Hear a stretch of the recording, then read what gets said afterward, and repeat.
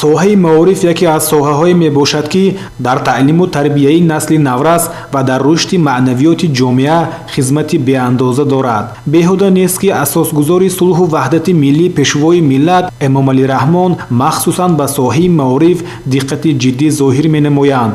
имрӯз барои пешрафти давлат нерӯ ва ташаббуси ҷавонони болаяққад ва соҳибилм лозиманд.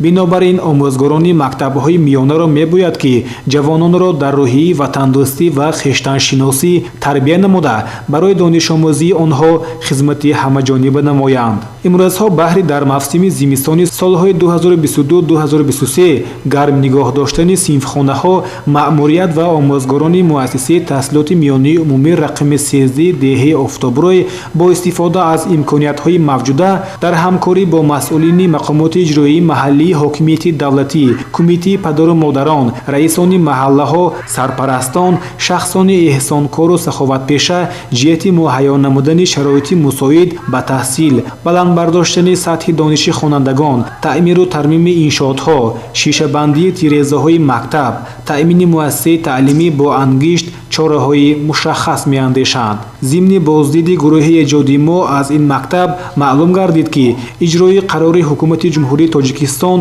раиси вилояти суғд ва раиси шаҳри Исфара дар бораи саривақт омода намудани соҳаҳои иқтисодиёт ва иҷтимоиёти ҷумҳурӣ барои фаъолияти мунтазам ва самарабахш дар давраи тирамоҳи зимистони солҳои 2022-2023 дар муассиса хуб бароҳ монда шуда, имрӯз он барои зимистонгузаронӣ омода аст. тавре сарвари муассиса нигора шерназарова ба мо иттилоъ дод, дар доираи маъракаи омодагӣ ба мавсими зимистон бо кӯмаку мусоидати мақомоти иҷроии маҳаллии ҳокимияти давлатӣ, соҳибкорону нафарони саховатпеша ва падару модарон корҳои таъмиру тармим ба анҷом расонида шуда, маводи зарурӣ захира гардидааст. чун синфхонаҳои мактаб бо печҳои аловӣ гарм карда мешавад, то имрӯз мувофиқ ба нақши муқаррар гардида муассисаи таълимӣ барои зимистонгузаронӣ 25 тонна ангишт ва беш аз 3 метри мукааб ҳезумро захира намудааст.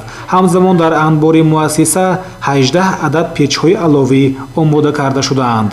боиси қаноатмандист ки давоми соли хониш 8 синфхона ба усули ягонаи гармидиҳӣ гузаронида шудааст. дар ин радиф дар ҷарони таъмири ҷории биную иншоотҳо бо дастгирии кумитаи падару модарон дару тирезаҳои кӯҳнаи 16 синфхона бо дару тирезаҳои пластикӣ иваз гардидаанд. баҳри иҷроиши дастуру супоришҳои раиси шаҳри Исфара барои мавсими зимистонгузаронӣ соли 2022-2023 дар муассиса якчанд корҳоро ба сомон расонида шуд. аз он ҷумла дар ҳаҷми 25 тонна ангишт 3 куб ҳезум захира кардем.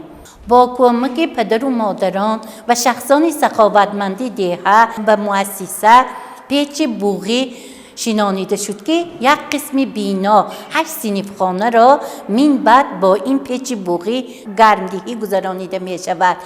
ماندگی قسم بینا و صنفخانه را با پیچ‌های علاوی گرم کرده می شود. در او تیره‌های های فرسوده را با پلاستیک عوض کرده شد.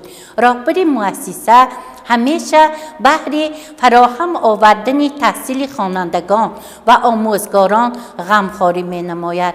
ما کل آموزگاران مؤسسه تحصیلات میانه رقم 13 در پرتو دستور و هدایت های اساسگذار صلح و وحدت پیشوای ملت پرزیدنت جمهوری تاجیکستان سیاست خردمندانه آن کس را سرمشق کار خود نموده نسل آینده ساز کشور را در روحیه وطندوستی، میهن‌پرستی، خویشتن‌شناسی و خودآگاهی ملی تربیت و تعلیم می‌دهیم و همیشه برای گلگل شکوفایی وطن عزیز خود سهم خود را می‌گذارانیم.